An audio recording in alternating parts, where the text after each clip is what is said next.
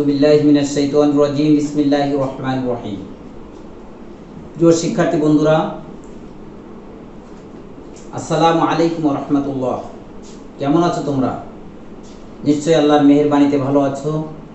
আমিও আল্লাহর মেহেরবানিতে ভালো আছি। আমি মোহাম্মদ সাইফুর রহমান, সহকারী শিক্ষক, বানিয়ারগাতি মহিলা মডেল দাখিল মাদ্রাসা, সদর যশোর। আজ আমি আবারও তোমাদের মাঝে হাজির হয়েছি দাখিল নবম ও দশম শ্রেণীর ইসলামের ইতিহাস বইয়ের ক্লাসে। তোমরা সকলে রেডি হয়ে যাও। বইটির দ্বিতীয় অধ্যায় প্রথম পরিচ্ছেদের শেষ অংশ বিশেষ আমি আজ তোমাদের আলোচনা করব। আজকের ক্লাসের এ বিষয়ে তোমরা যে বিষয়টি শিখতে পাবে, যেটি আজকের শিখন ফল, সেটি হচ্ছে মদিনার সনদ কি তা বলতে পারবে, মদিনার সনদের গুরুত্ব ব্যাখ্যা করতে পারবে। প্রিয় বন্ধুরা, তোমরা বোর্ডের দিকে তাকিয়ে দেখো, লেখা আছে মদিনার সনদ ও ইসলামী রাষ্ট্র গঠন। রাসূল সাল্লাল্লাহু আলাইহি সাল্লাম মদিনা সনদ কি আমরা পূর্বের পাঠে শিখেছি।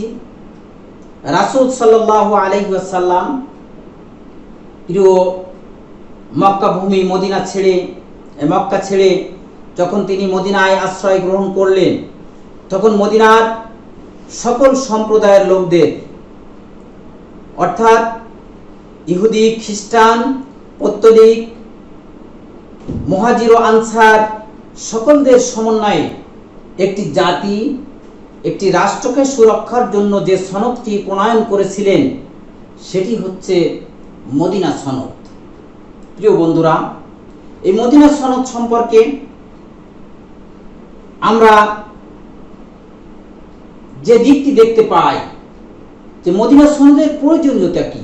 রাসূল সর্বপ্রথম উপলব্ধি করলেন যে মদিনার বর্তমান পরিস্থিতিতে সমস্যা কি কি, এই সমস্যার সমাধান করা প্রয়োজন আগে, তারপরেই তিনি একটি সনদ উপস্থাপন করতে চাইলেন। আর সেই প্রয়োজনীয়তা তিনি উপলব্ধি করলেন সর্বপ্রথম সেটি হচ্ছে মুহাজির এবং আনসার, এদের মধ্যে যে অধিকার, তাদের অধিকারের কর্তব্য সীমারেখা নির্ধারণ করার প্রথম প্রয়োজন তিনি মনে করলেন। মুহাজির কারা? মুহাজির হচ্ছে যারা মক্কা ছেড়ে মদিনায় হিজরত করেছেন শুধুমাত্র ইসলামের তাগিদে, যাদের মুহাজির বলা হয়। আর এই মুহাজিরদের যারা সাহায্য সহযোগিতা করেছেন তারাই তো আনসার। আনসার মানেই সাহায্যকারী। এই মুহাজির এবং আনসারদের মধ্যে একটি কর্তব্যের সীমারেখা নির্ধারণ হওয়া দরকার।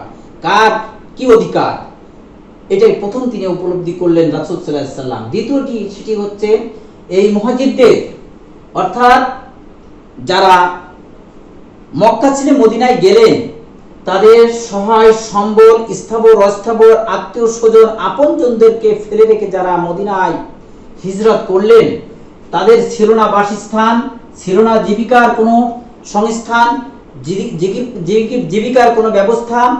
সেই রাসূল সাল্লাল্লাহু আলাইহি সাল্লাম সেই মুহাজিরদেরকে তাদের থাকার জায়গায় বাসস্থান এবং জীবিকার একটি সংস্থান করার জন্য তিনি এই মদিনা সনদটি প্রণয়ন করার উপলব্ধি করলেন। প্রিয় উপস্থিতি, প্রিয় বন্ধুরা, শিক্ষার্থী বন্ধুরা, এভাবে তৃতীয় যে পয়েন্টটি আমরা দেখতে পাই সেটি হচ্ছে কুরাইশদের দ্বারা মুহাজিরদের যে ক্ষতি হয়েছিল, যে ভয়াবহ ক্ষতি হয়েছিল, তাদের স্থাবর অস্থাবর সম্পত্তি, নিজেদের সারা জীবনের উপার্জিত সম্পত্তিও তারা নিয়ে আসতে পারেনি। সেই মুহাজিরদের যে ক্ষতি হলো, সেই ক্ষতির একটি ক্ষতিপূরণ হওয়া দরকার। আল্লাহ রাসূল সাল্লাল্লাহু আলাইহি সাল্লাম উপলব্ধি করলেন। চতুর্থ যে দিকটি ছিল সেটি হচ্ছে মদিনার অমুসলিম, বিশেষ করে ইহুদিদের সাথে একটি সমঝোতা চুক্তি হওয়া দরকার ছিল বলে আল্লাহ রাসূল মনে করলেন। কারণ ইহুদিরা সবচেয়ে ওই সময় বেশি শক্তিশালী ছিল, তাই সংখ্যায় বেশি ছিল। এ কারণেই রাসূল সাল্লাল্লাহু আলাইহি সাল্লাম বিশেষ করে ইহুদিদের সাথে একটি সমঝোতা চুক্তি হওয়া দরকার বলে, প্রয়োজন বলে তিনি উপলব্ধি করলেন, মনে করলেন। এরপরে রাসূল সাল্লাল্লাহু আলাইহি সাল্লাম মনে করলেন মদিনার রাজনৈতিক এবং প্রতিরক্ষা ব্যবস্থাকে সুদৃঢ় করা দরকার। রাজনৈতিক রূপরেখা তো ছিলই না। পূর্বের পাঠে আমরা শুনেছি যে মদিনার কোনো কেন্দ্রীয় সরকার ছিল না। কেন্দ্রীয় সরকার না থাকলে রাজনৈতিক রূপরেখা কি থাকে আমরা তো বুঝতেই পারছি। আর সেই রাজনৈতিক রূপরেখা না থাকলে প্রতিরক্ষার সুরক্ষা থাকে না।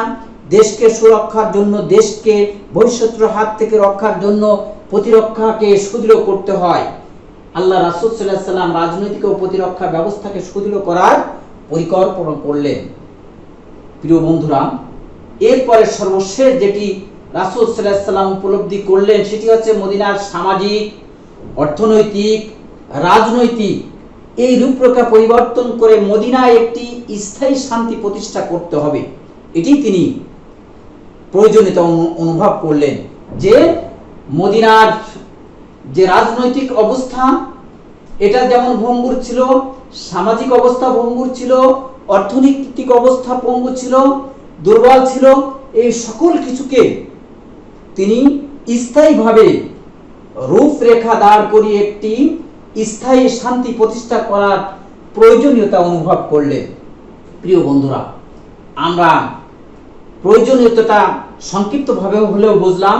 এরপরে আমরা দেখতে পাই মদিনা সনদের কি নামকরণ করা হয়েছিল। কয়েকটি নাম আমরা দেখতে পাই। একটি নাম হচ্ছে কিতাব আর রাসূল, অর্থাৎ রাসূলের কিতাব। আরেকটি নাম হচ্ছে সহিফা রাসূল।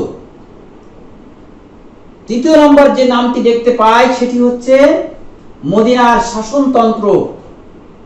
সর্বশেষ, সর্বজন স্বীকৃত, সবার কাছে পরিচিত যে নামটি সেটি হচ্ছে মদিনা সনদ। প্রিয় বন্ধুরা, আমরা সবগুলোই বুঝলাম মদিনার সনদ আর মদিনার শাসনতন্ত্র। শাসনতন্ত্র কি? শাসনতন্ত্রটি হচ্ছে মদিনাকে শাসন করার জন্য একটি নিয়ম নীতি, একটি সংবিধান, একটি রূপরেখা দরকার। সেটি হচ্ছে মদিনার শাসনতন্ত্র অর্থাৎ সংবিধান। মদিনা সনদ, মদিনার সুরক্ষার জন্য মদিনার বাসীদের সম্মিলিততে যে সনদটি হয়েছিল সেটি এই কারণেই মদিনা সনদ বলা হয়েছে। প্রিয় বন্ধুরা, এই সনদের কিছু ধারা আছে, উপধারা আছে। এই ধারা সংখ্যা কত ছিল এ সম্পর্কে কিছু মতপার্থক্য থাকলেও,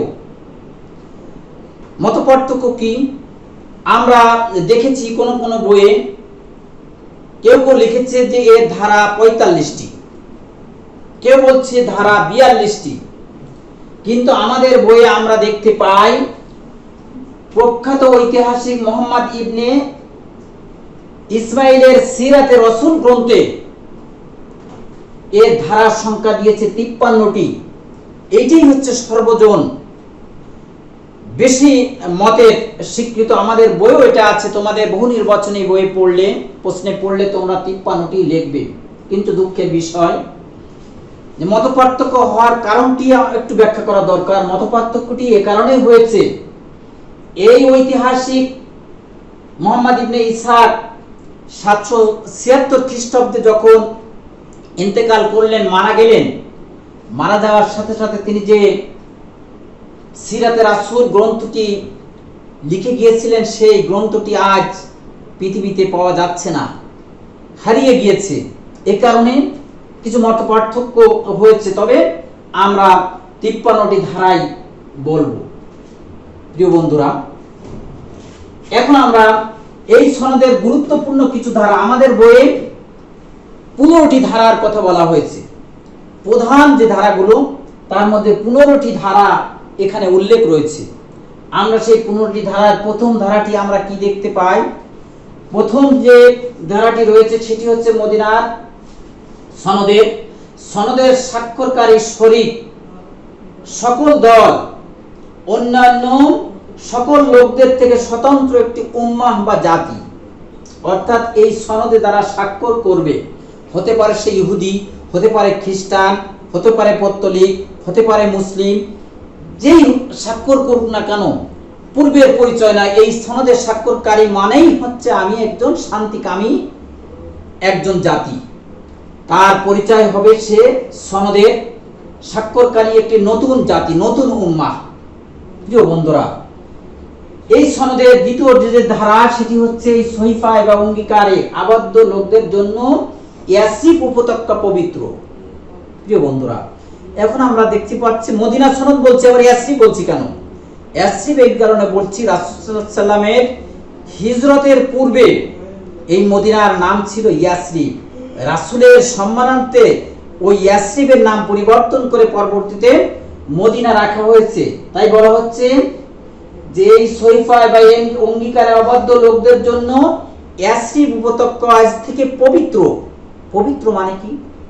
পবিত্র মানে হচ্ছে সেটাই, সেখানে থাকবে না কোনো দলাদলি, থাকবে না কোনো হিংসা বিদ্বেষ, মারামারি, কেউ অন্যায়ভাবে কাউকে হত্যা করতে পারবে না, রক্তপাত, অন্যায়ভাবে রক্তপাত নিষিদ্ধ করা হলো, এটাই।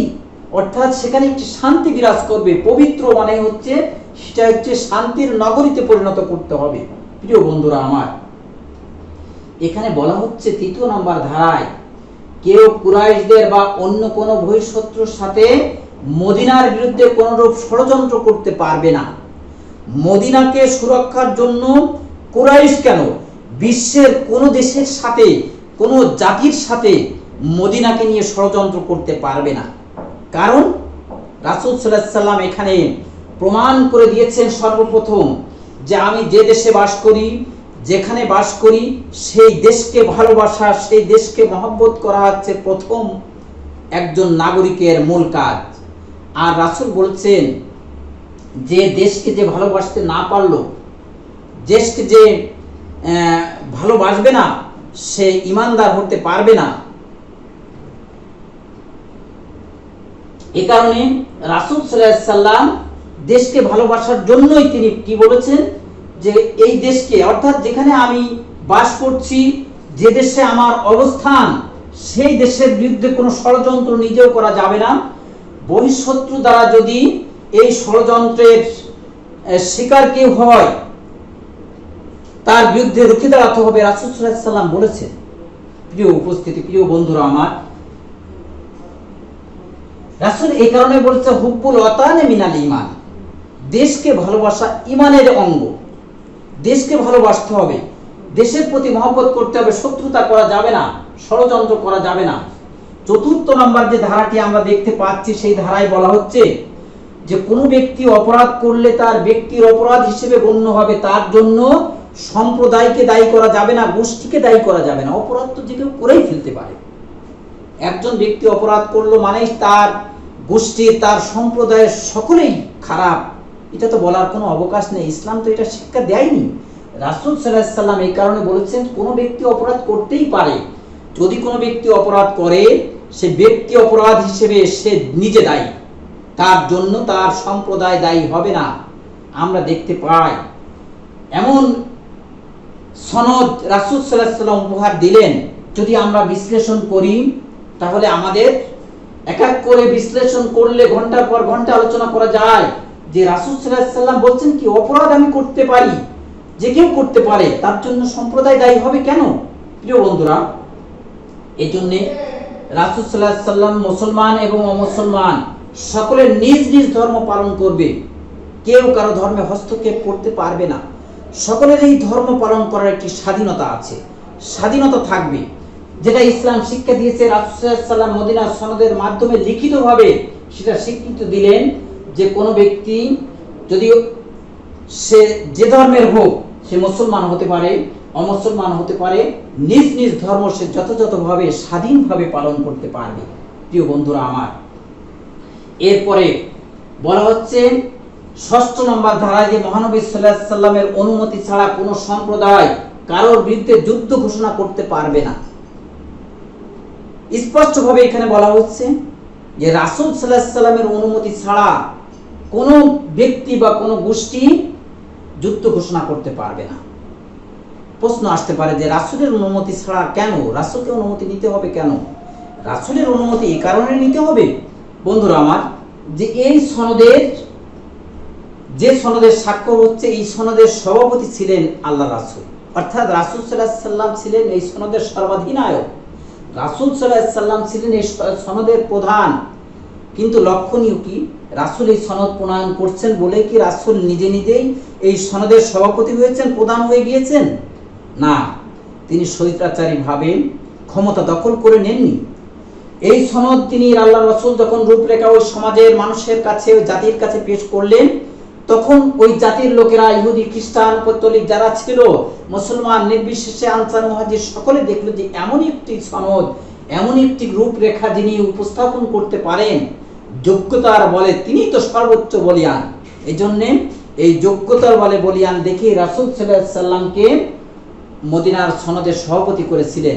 যেহেতু আল্লাহ রাসূল সভাপতি, এই কারণেই সনদে সকলের স্বাক্ষরিত স্বীকৃত যে রাসূলের অনুমতি ছাড়া কেউ যুদ্ধ ঘোষণা করতে পারবে না।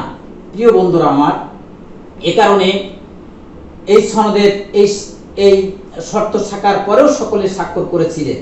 প্রিয় বন্ধুরা, বলা হচ্ছে এই সনদের বিষয়ে যদি কোনো রকম মতবিরোধ দেখা দেয়, মতবিরোধ দেখাই দিতে পারে, একজনের এক এক রকম মত থাকতেই পারে, মত স্বাধীন, যেহেতু স্বাধীনতা সবার আছে, মতবিরোধ আসতেই পারে।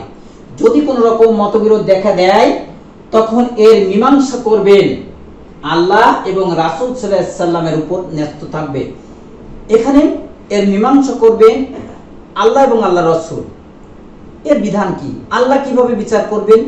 আল্লাহ তো এসে বিচার করে দিতে পারবেন না সরাসরি। তার মানে হচ্ছে রাসূল সাল্লাল্লাহু আলাইহি সাল্লাম আল্লাহর সাহায্য নিয়ে ওহীর মাধ্যমে, রাসূল তো একচুল নড়তে পারেন না আল্লাহর বিধান ছাড়া।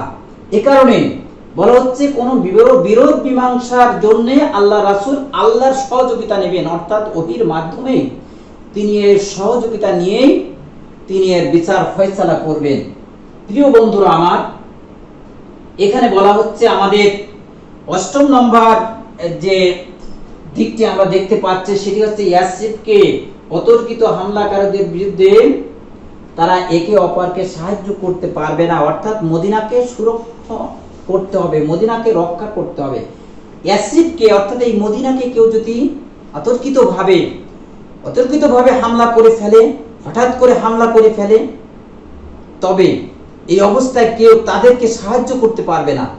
তখন আমরা সম্মিলিতভাবে, আমরা দলমত, গোত্র, সকল সম্প্রদায়, গোষ্ঠী, ধর্ম নির্বিশেষে সকলেই আমরা মিলিত হয়ে এই ইয়াসরিবকে আমরা সাহায্য করব, ইয়াসরিবকে সুরক্ষা করব।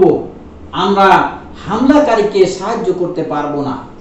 প্রিয় বন্ধুরা আমার, ৯ নম্বর ধারায় আমরা যে দিকটি দেখতে পাই সেটা হচ্ছে আশ্রিত ব্যক্তি আশ্রয় দানকারীর মতোই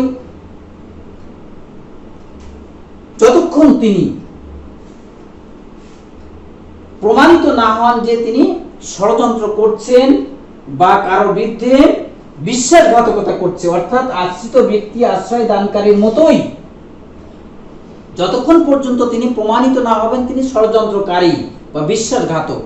অর্থাৎ কোন ব্যক্তির কাছে কেউ আশ্রয় নিলে, যার কাছে আশ্রয় নিয়েছে ওই ব্যক্তি যেমন এই মদিনায় নিরাপদে আছে, ওই ব্যক্তিও এমনিভাবে নিরাপদে থাকবে যতক্ষণ পর্যন্ত সে প্রমাণিত না হবে সে ওখানে বসে বসে ষড়যন্ত্র করছে না মদিনার বিরুদ্ধে কোনো বিশ্বাসঘাতকতা কাজে লিপ্ত নেই, ততক্ষণ পর্যন্ত সে ওই ব্যক্তির কাছেই নিরাপদে থাকবে। বন্ধুরা, এমনি ভাবে 10 নম্বর ধারায় যেটি আছে সেটি হচ্ছে এই সহিফায় যা আছে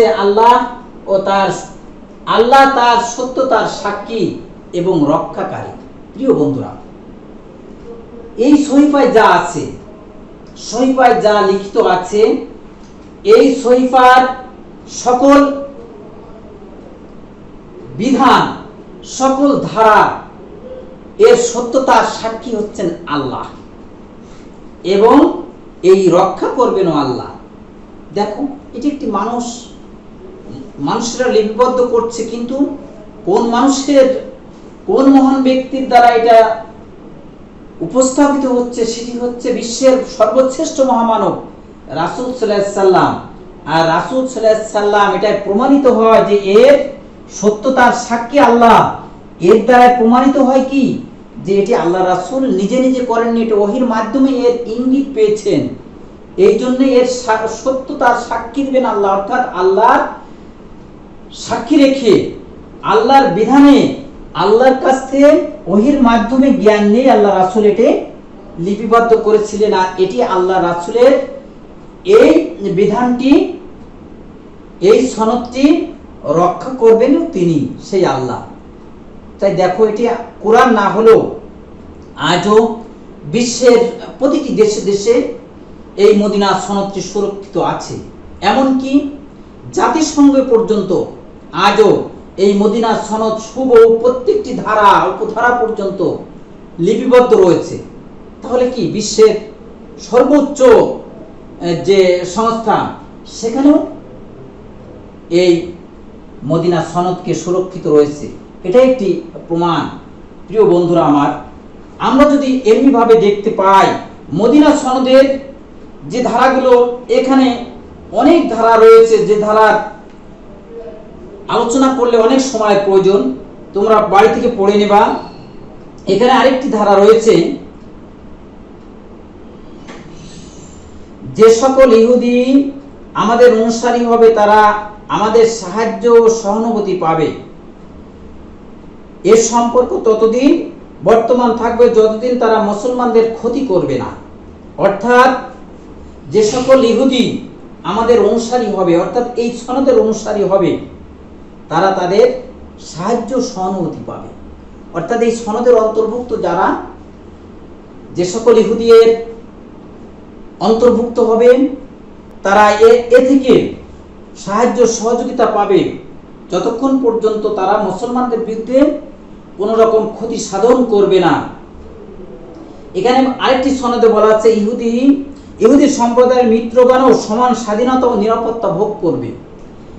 ইহুদিদের মিত্র যারা, আমরা মিত্র বুঝি শত্রু এবং মিত্র। মিত্র মানে ইহুদিদের আপনজন যারা, তাদের বন্ধু হতে পারে, তাদের আত্মীয়স্বজন হতে পারে, তাদের শুভাকাঙ্ক্ষী হতে পারে।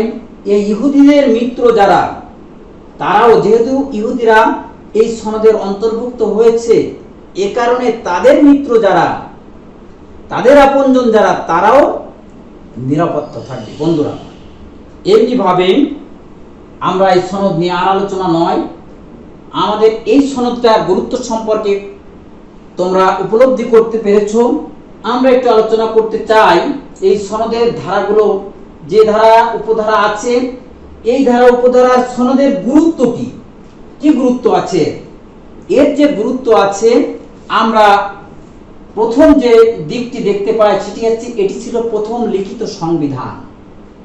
পৃথিবীর ইতিহাসে কোনো শাসক গোষ্ঠী, কোনো ক্ষমতাসীন লোক, কোনো জাতি কোনোদিন উপলব্ধি করতে পারেনি একটি দেশ, একটি জাতিকে সুচারুভাবে পরিচালনা করার জন্য কোনো বিধান থাকতে পারে। লিখিত বিধান তো দূরের কথা, মৌখিক বিধানও তারা কোনোদিন কল্পনা করতে পারেনি।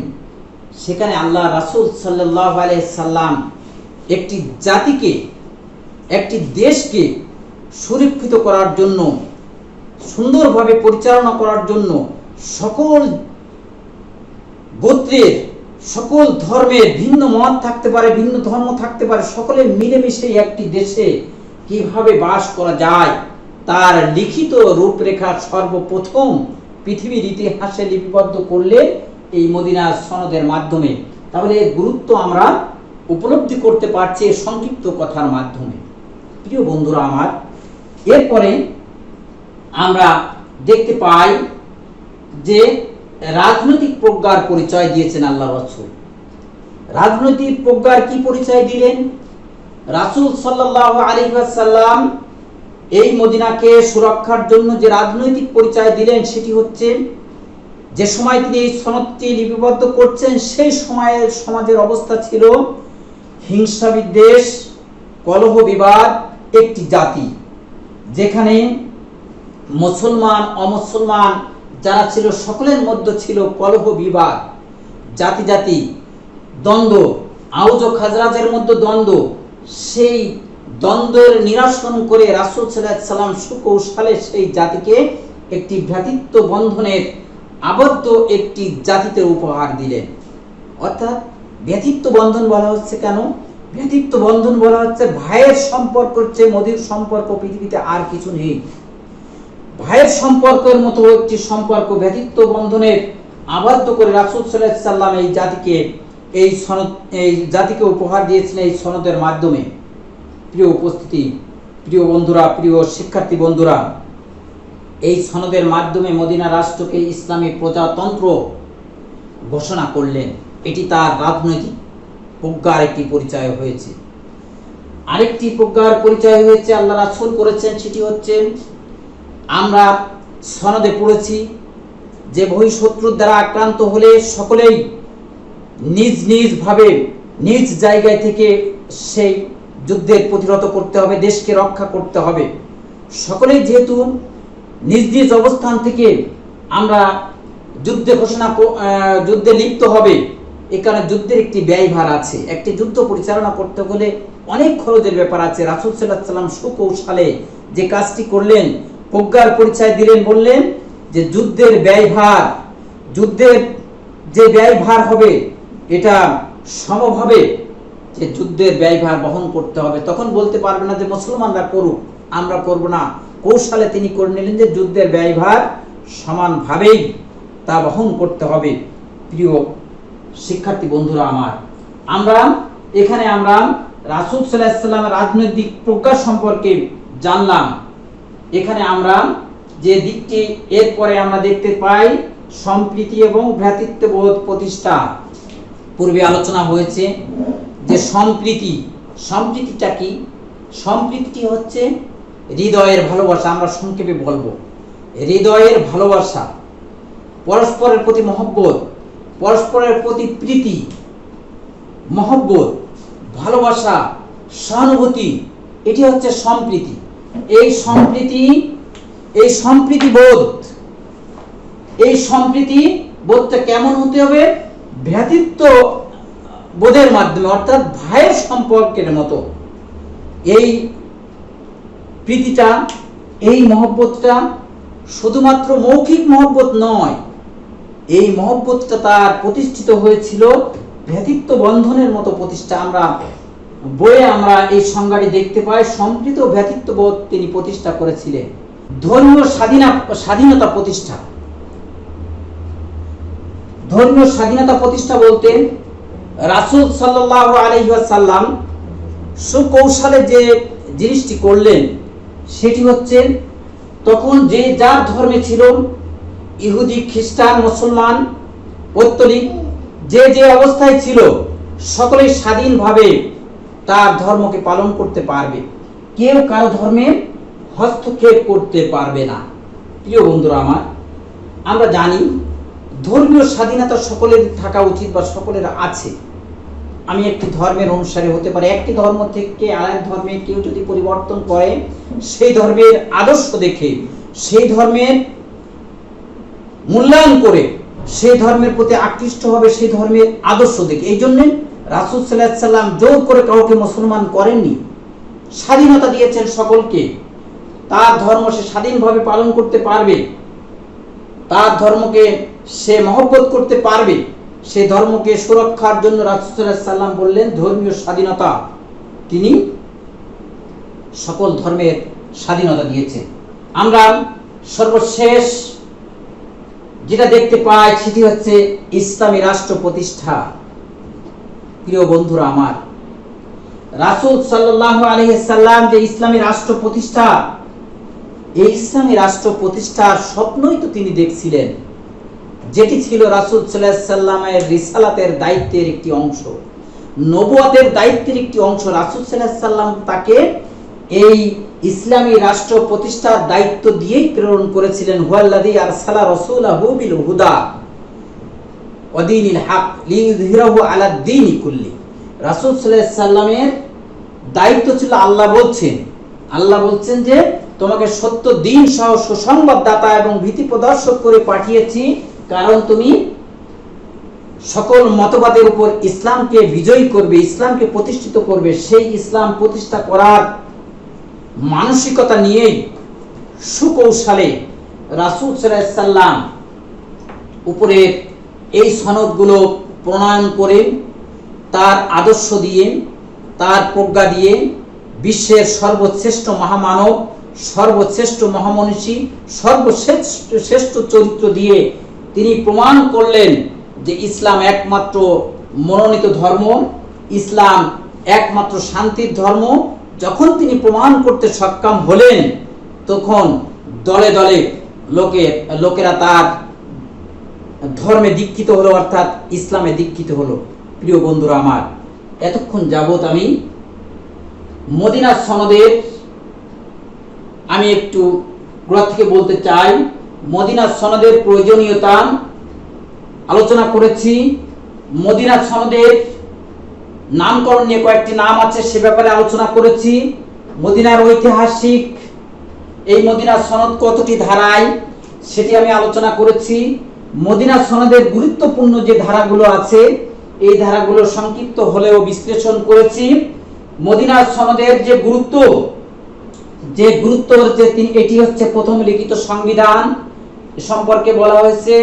রাসূল সাল্লাল্লাহু আলাইহি সাল্লামের রাজনৈতিক প্রজ্ঞা সম্পর্কে বলা হয়েছে।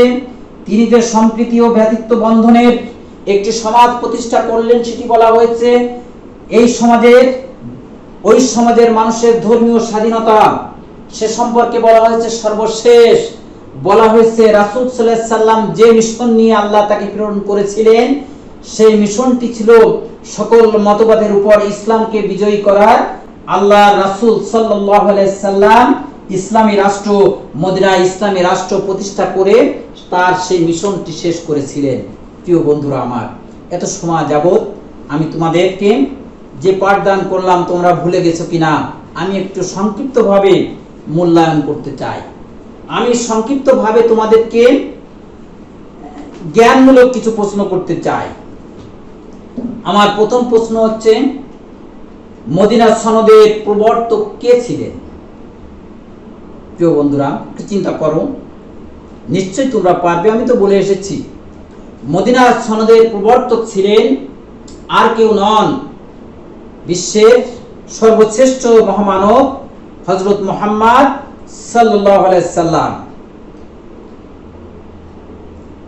এরপরে দ্বিতীয় যে প্রশ্নটি সেটি হচ্ছে, বিশ্বের ইতিহাসে মহাসনদ নামে পরিচিত কোন সনদটি? প্রিয় বন্ধুরা আমার, তোমরা তো নিশ্চয়ই পারবে। সেই সনদটি ছিল মদিনা সনদ। তৃতীয় যে প্রশ্নটি, সেই প্রশ্নটি হচ্ছে, মদিনা সনদ ঐতিহাসিক মুহাম্মদ ইবনে ইসহাকের সিরাতে রাসূল সাল্লাল্লাহু আলাইহি সাল্লাম গ্রন্থে মদিনা সনদের ধারা কতটি বলেছে, কতটি উল্লেখ আছে? নিশ্চয়ই তোমরা পারবে। সেই ধারাটি আমি এখানে উল্লেখ করেছি, দেখো মিলিয়ে নাও। সেই গ্রন্থে বলা হয়েছে সেই সনদের ধারা ছিল 53টি। বন্ধুরা, তোমরা এতক্ষণ যাবৎ আমার সঙ্গে ছিলে, এবার তোমরা বাড়িতে কিছু কাজ করতে হবে। বাড়িতে যে কাজ করবে সে কাজটি তোমরা এখন খাতায় লিখে নেবে। এটা হচ্ছে বাড়ির কাজ।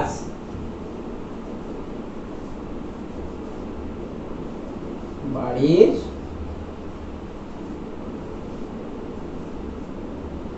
কাজ। প্রিয় বন্ধুরা আমার, তোমরা এতক্ষণ যাবৎ আমার সঙ্গে সময় দিয়েছো, তোমাদের আন্তরিক মোবারকবাদ, আন্তরিক অভিনন্দন। তোমরা বাড়িতে বসে তোমাদের পড়াটি পড়বে, বাড়ির কাজ করবে। প্রতিষ্ঠান খুললে তোমাদের শিক্ষকদের কাছে বাড়ির কাজটি জমা দেবে। আর তোমাদের নিজের সুরক্ষা নিজে করতে হবে। বাড়ির বাইরে যাবে না, বাড়িতে থেকেই স্বাস্থ্যবিধি মেনে চলবে। বিশেষ করে বিশেষ প্রয়োজনে বাড়ির বাইরে গেলে মাস্ক ব্যবহার করবে, স্বাস্থ্যবিধি মেনে চলবে। এই আশাবাদ ব্যক্ত করে সকলের সুস্বাস্থ্য দীর্ঘায়ু কামনা করে শেষ করছি। আল্লাহ হাফেজ।